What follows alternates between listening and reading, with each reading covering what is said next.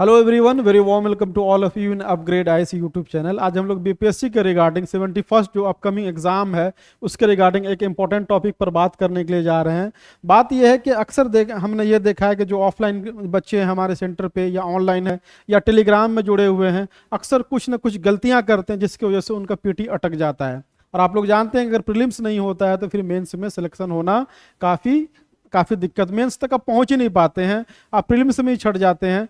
तो ये जो गलती है हम लोग आज उसी को देखेंगे कि कौन सा ऐसा मिस्टेक है जो कॉमन मिस्टेक है, जो आपको जनरल मिस्टेक आप करते हैं जिसकी वजह से आप 1-2 मार्क्स से आप पीटी क्वालिफाई होने लायक आपकी तैयारी है, आप मेंस में बहुत अच्छा कर सकते हैं लेकिन आपका पीटी ही नहीं होता, प्रीलिम्स ही नहीं होता, 1-2 मार्क्स से 4 मार्क्स से आप लोग अटक जाते हैं। तो आज इसी टॉपिक पे हम लोग देखेंगे कि सबसे पहले देखें जनरल मिस्टेक कौन कौन सा है। अगर जनरल मिस्टेक हम लोग देखेंगे उसके बाद देखेंगे कि हम लोग क्या ओवर एम्फेसिस देते हैं किसी एक पार्टिकुलर सब्जेक्ट पे, तो ये भी देखेंगे, या फिर इसका प्लान क्या होना चाहिए, वेटेज के अकॉर्डिंग कैसे हम लोग तैयारी करें, कौन से टॉपिक को हम लोग सिलेक्ट करके या टॉपिक सिलेक्ट करके करें, या फिर हम लोग हॉकिस तरीके से पढ़ते जाएं। तो ये भी एक इंपॉर्टेंट पॉइंट है, अभी हम लोग डिस्कस करेंगे 1 बाय 1 और आपको इसका सॉल्यूशन भी जो बताने की कोशिश करेंगे जो टेस्टेड है, अपने ऊपर लागू किया हुआ है या फिर अपने जो स्टूडेंट के ऊपर लागू किया हुआ है हमारा। उसके बाद lack of practice of PYQ, इसमें भी हम लोग देखेंगे क्या lack of practice of PYQ को करना चाहिए, प्रैक्टिस नहीं करना चाहिए, करना चाहिए तो सिर्फ बीपीएससी का करना चाहिए या यूपीएससी का भी करना चाहिए और या किसी स्टेट पीसीएस का भी करना चाहिए, ये भी हम लोग देखेंगे। उसके बाद देखेंगे टेस्ट सीरीज, जो अभी एक मार्केट में चला हुआ अंधाधुन आंख बंद करके टेस्ट सीरीज दो। टेस्ट सीरीज हम लोग भी चलाते हैं, अपने सेंटर पे चला रहे हैं, लेकिन फिर भी हम ये कहेंगे कि अंधाधुन टेस्ट सीरीज नहीं देना है। तो टेस्ट सीरीज देना है तो कैसे देना है, कितना देना है, उस पर भी हम लोग बात करेंगे। तो चलिए 1 बाय 1 करके हम लोग बात करेंगे। सबसे पहले हम लोग बात करेंगे कि जनरल मिस्टेक हम लोग क्या करते हैं। जनरल मिस्टेक ये होता है कि सबसे इंपॉर्टेंट आपके लिए आपका जो मिस्टेक आप लोग करते हैं जो कि वो इनकम्प्लीट सिलेबस क्या करते हैं कि आप लोग कंप्लीट नहीं करते हैं। जो भी आपने पढ़ा या जहां पढ़ रहे हैं कोचिंग में, हो सकता है कि डिले हो सकता है कि वो जो सिलेबस कंप्लीट ना किया हो सकता है एक पार्टिकुलर सेक्शन को छोड़ दिया हो, तो उसमें क्या होता है कि सिलेबस इनकम्प्लीट होता है जिससे आपका क्वेश्चन छूटता है। दूसरा है कि जो टॉपिक सिलेक्शन होता है वो क्या होता है, इरेशनल होता है। जो आपको अच्छा लगता है आप पढ़ते हैं, जो अच्छा नहीं लगता आप नहीं पढ़ते हैं। तो ये भी आप लोग क्या करते हैं, एक जनरल मिस्टेक ये भी है। मान लीजिए ज्योग्राफी आपको क्या कर रहा, टफ लग रहा, छोड़ दो। फिजिकल टफ लग रहा, छोड़ दिए। मैपिंग टफ लग रहा, छोड़ दिया। ऐसा नहीं करना है, इरेशनल सिलेक्शन नहीं करना है। आपको क्या करना है कि आपको कंप्लीटली जो सिलेबस देखना है और सिलेबस के अकॉर्डिंग आपको पढ़ना है। तीसरा जो मिस्टेक है वो टाइम मैनेजमेंट करते हैं। जैसे एग्जांपल के तौर पे आपको एंशिएंट बहुत अच्छा समझ में आ रहा है, आप खूब पढ़ रहे हैं, आपको ज्योग्राफी या इकोनॉमी समझ में नहीं आ रहा, आप नहीं पढ़ रहे हैं, तो आप उसका वे आउट निकालिए कि वे आउट क्या हो सकता है। आप सिर्फ ऐसा नहीं कि हिस्ट्री आपका सिलेक्शन करवा देगा, या जैसे साइंस, अगर आर्ट्स बैकग्राउंड के हैं, साइंस में थोड़ी दिक्कत होती है तो इसका मतलब थोड़ी साइंस छोड़ देंगे। तो कहने का मतलब है कि आप अगर पार्टिकुलर पेपर में टाइम मैनेजमेंट करते हैं कि इतना घंटा हमको इतना दिन या इतना घंटा देना है, इतने बजे से इतने बजे तक पढ़ना है, तो देखिए कमांड आपका उस पेपर में हो जाएगा।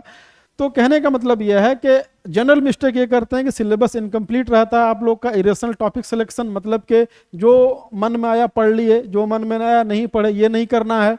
उसके बाद टाइम मैनेजमेंट आप लोग को अपने ढंग से कीजिए, चाहे भारी हो सब्जेक्ट, टफ हो, इजी हो, कुछ भी हो, तो वैसे हम लोग क्या करेंगे, टाइम मैनेजमेंट करके पढ़ेंगे। तो ये इससे हम लोग जनरल मिस्टेक से हम लोग क्या कर सकते हैं, निजात पा सकते हैं। दूसरा जो है ओवर एम्फेसिस हम लोग क्या करते हैं, जो पसंद में आया खूब पढ़ा, जो पसंद में नहीं आया नहीं पढ़ा।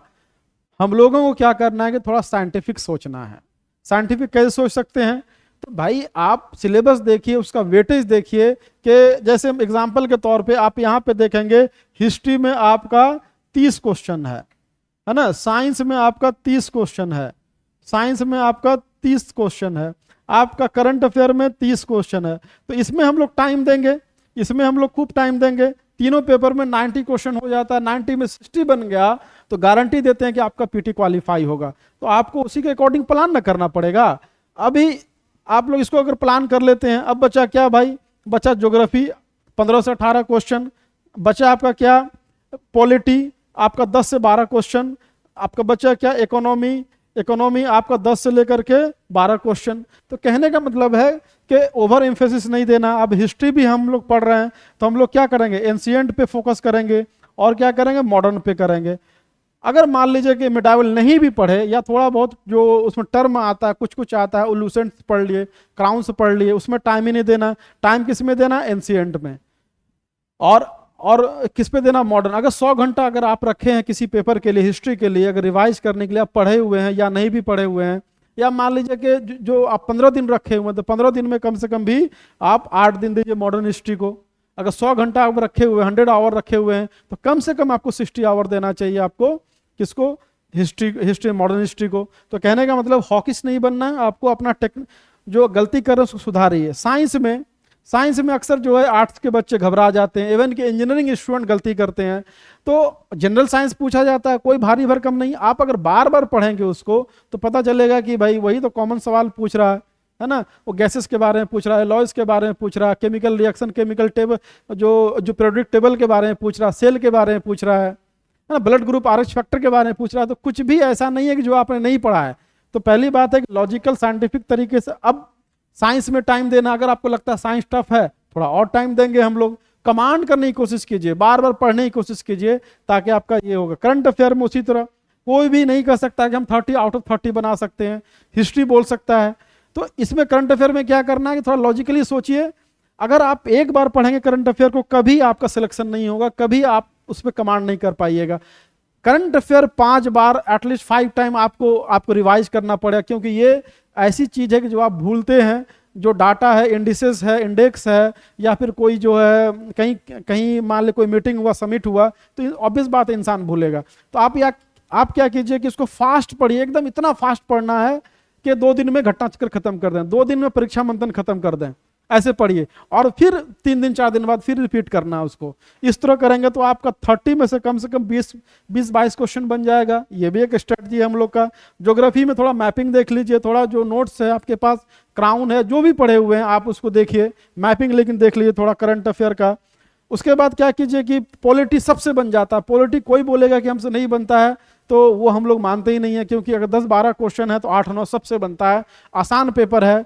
इकोनॉमी में आते हैं, अगर इकोनॉमी में देखिएगा तो जो कन्वेंशनल पे जो टाइप क्वेश्चन है वो सबसे बन जाता है। आपको क्या करना, इकोनॉमिक सर्वे करना। इकोनॉमिक सर्वे का मास्टर नहीं बनना, जैसे हम लोग क्लास लेके आ रहे हैं तो उसको देख लेना है। हमारे टेलीग्राम चैनल में हम लोग जो 5-10 पेज का नोट्स देंगे उसको आप लोग पढ़ लीजिए और उसको एकदम रट लीजिए।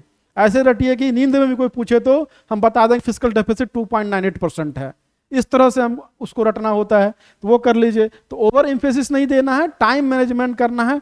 टाइम डिवाइड कीजिए, चार्ट बनाइए, फ्लो चार्ट में आप देखिए कि हमारे पास इतना ही घंटा है, इतना ही दिन है, और इसको हम लोग कैसे बांटें। जब इस तरह करेंगे आप तो आपका आसानी हो जाएगा। उसके बाद lack of practice of PYQs, हमने ये देखा है आज तक के जितना भी बार है, आपको देखें 30% क्वेश्चन आपको PYQ से आता है।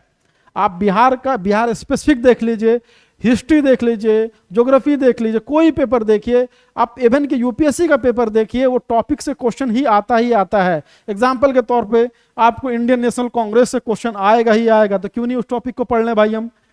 तो PYQ जब आप बनाते हैं तो उसका सॉल्यूशन नीचे दिया होता है, उसका सॉल्यूशन पढ़ते हैं तो इसका मतलब वो टॉपिक आप कवर कर रहे हैं। तो UPSC में देखिएगा, हमने ये देखा कि हम लोग भी यही करते थे UPSC में, BPSC में भी, कि भाई टॉपिक को हम लोग पढ़ रहे हैं। टॉपिक कौन सा पूछा है, मान लीजिए रॉक सिस्टम के बारे में पूछा, टॉपिक क्या पूछा है, हमारे धम्मा पॉलिसी के बारे में पूछा है। तो अब जब इसको पढ़ते हैं आप, तो आंसर पढ़ते हैं तो बहुत अच्छे से, जैसे घटना चक्र बना रहे होंगे तो सारा उसमें एक्सप्लेन किया हुआ है। तो इस तरह से अगर आप PYQ को नेग्लेक्ट करते हैं तो आपका BPSC होना मुश्किल है, प्रीलिम्स होना मुश्किल है। आप टॉपिक को अगर आप फाइंड आउट करना चाहते हैं, आप टॉपिक सिलेक्ट करना चाहते हैं, तो आपको PYQ देखना पड़ेगा। जब PYQ अगर आप देख लेंगे तो आपको पता चलेगा अच्छा तो एंशिएंट में जो मौर्य से ज़्यादा आता है, एंशिएंट में अच्छा तो है ना, जैसे विजयनगर एम्पायर से ज़्यादा आता है, या फिर हमारे चोला से ज़्यादा आता है, बाकी को नहीं पढ़ेंगे, कोई दिक्कत नहीं है। तो इस तरह से PYQ पढ़ने से फ़ायदा होता है। और ये यकीन मानिए कि क्वेश्चन रिपीट होता है। अगर क्वेश्चन डायरेक्टली रिपीट नहीं हुआ तो दाएं बाएं से पूछेगा। जैसे इंडियन कांग्रेस मान ली 1905 का अधिवेशन पूछ दिया, अगली बार 1907 का पूछेगा, तो पूछता तो यही है। तो ये आप लोग मिस्टेक मत कीजिए, पीवाईक्यू का जितना प्रैक्टिस कर सकते हैं, UPSC, BPSC, UP PCS, Jharkhand PCS, या अगर घटना चक्र अगर आप बना रहे हैं तब तो सारा उसमें दिया हुआ है। तो लेकिन अच्छे से आप इसको पढ़िए, आपका देखिए फायदा करेगा। इसके बाद क्या टेस्ट सीरीज हम लोग देते हैं, अंधाधुंध देने स्टार्ट करते हैं। जैसे शुरू में हमने कहा था कि टेस्ट सीरीज भाई हम लोग भी चला रहे हैं अपने सेंटर पे, लेकिन स्टूडेंट को ये बोलते हैं कि चाहे हमारे यहाँ दो या कहीं और दो, 5 जगह टेस्ट देने की जरूरत नहीं है। हम लोग टेस्ट सीरीज क्यों देते हैं? हम लोग ये देते हैं कि भाई कहीं कोई गलती ना हो जाए, है ना, कितना हमारा स्कोर हो रहा है, हम कौन सा हमारा जो सेक्शन कमजोर है, साइंस कमजोर है, ज्योग्राफी, पॉलिटी, इकोनॉमी, है ना, उसी के अकॉर्डिंग हम लोग फिर क्या करते हैं, उस पर मेहनत करते हैं। आप 5 जगह मत दीजिए, 5 जगह टाइम बर्बाद होगा आपका, टाइम यहाँ वहाँ भाग दौड़ में टाइम बर्बाद होगा। आप क्या कीजिए, कोई एक जगह आप सेलेक्ट कर लीजिए, XYZ जो भी कोचिंग आपको लगता है कि बीपीएससी के लिए अच्छा कोचिंग है, जैसे हम लोग भी करवाते हैं अपने यहाँ। आप हमारे यहाँ ज्वाइन मत कीजिए, किसी और के यहाँ कर ले, कोई बात नहीं है। लेकिन अगर रेपुटेटेड है, अच्छा क्वेश्चन आता है बीपीएससी के अकॉर्डिंग, वहाँ पे अगर रिगरस जो मेहनत के थ्रू अगर वहाँ पे लोग जो क्वेश्चन सिलेक्ट कर रहा, तो एक ही टेस्ट सीरीज दीजिए, और एक टेस्ट सीरीज देने के बाद उसमें क्या कीजिए कि आप उसका एक्सप्लेनेशन जरूर पढ़िए। क्योंकि हम लोग जब क्वेश्चन सेट करते हैं या करवाते हैं तो हम लोग ये बोलते हैं कि भाई ये सब इंपॉर्टेंट टॉपिक है, या इस चैप्टर में यहाँ से तो एम्फेसिस डालना है, हिस्ट्री में इतना क्वेश्चन डालना है, एंशिएंट से इतना मेडावल से, इतना मॉडर्न से। जब आप उस टॉपिक को पढ़ेंगे, मान लिया 10, 20, 15 टेस्ट दे दिए आप कोई एक जगह, तो इतना टॉपिक उसमें बार बार रिपीट होता, आप पढ़ते हैं ना, तो वो टॉपिक आपका लगभग जो है आपका कंप्लीट हो जाता है, वो टॉपिक पे आपका कमांड हो जाता है। एग्जांपल के तौर पे फिर वही बोल रहे हैं कि मान लीजिए प्लेट टेक्टोनिक हम लोग पढ़ते हैं, तो प्लेट टेक्टोनिक में हमने पूछा कि प्लेट, अच्छा ये बताइए कि नाज़का प्लेट कहाँ पे अवस्थित है, या फिर कहेंगे यूरेशियन हिमालय का निर्माण कैसे हुआ। तो आप जब एक्सप्लेनेशन उसका पढ़िएगा, उसका तो आपको समझ में आएगा, क्योंकि हम लोग वो इस तरह से एक्सप्लेन करके फिगर के थ्रू समझाते हैं। तो अब जब वो टॉपिक आप पढ़ लेंगे तो वो टॉपिक आपका कंप्लीट हो गया। तो टेस्ट सीरीज कहीं पे दीजिए, आप आर्बिट्ररी मत दीजिए, आप उसका सॉल्यूशन जो है जो उसको पढ़िए और उसको अच्छे से पढ़िए। अगर आपको लगता है कि उसमें डाउट है तो फिर बुक खोल के पढ़िए। तो अगर आप ऐसा करते हैं तो आपका बीपीएससी वाकई आसान हो जाएगा। 85 नंबर 85 to 90 नंबर लाना कोई बड़ी बात नहीं है। तो हमने फिर हम लोग कह रहे हैं कि जो पेपर है, जो 30 क्वेश्चन आता है, उस पर एम्फेसिस दीजिए, टाइम मैनेजमेंट कीजिए, बैठिए, खुद से सोचिए। हम आपका अगर टाइम डिसाइड कर देंगे तो वो नहीं होने वाला है। आपको मेहनत करना है और आप अपने हिसाब से टाइम डिसाइड कीजिए कि अच्छा इसका वेटेज सबसे, साइंस, करंट अफेयर, जो हिस्ट्री, उसके बाद ज्योग्राफी, उसके बाद पॉलिटी, उसके बाद इकोनॉमिक्स। इस तरह से जब आप उसको टाइम डिवाइड करेंगे तो आपकी तैयारी बहुत आसान हो जाएगी। साथ ही साथ पीवाईक्यू आप करते रहिए और साथ ही साथ कहीं पे एक जगह टेस्ट सीरीज देते रहिए। देखिएगा कि वाकई ये हेल्प करने वाला है। बट आपको इसको बहुत अच्छे से फॉलो करना पड़ेगा। जब आप ये फॉलो कर लेंगे तो आपको लगेगा कि नहीं, बीपीएससी बहुत बड़ी चीज़ नहीं है, बीपीएससी प्रीलिम्स हो जाएगा। तो उम्मीद करते हैं कि आप लोग उसको फॉलो कीजिएगा। आज के लिए यहीं तक, मिलते हैं फिर, धन्यवाद।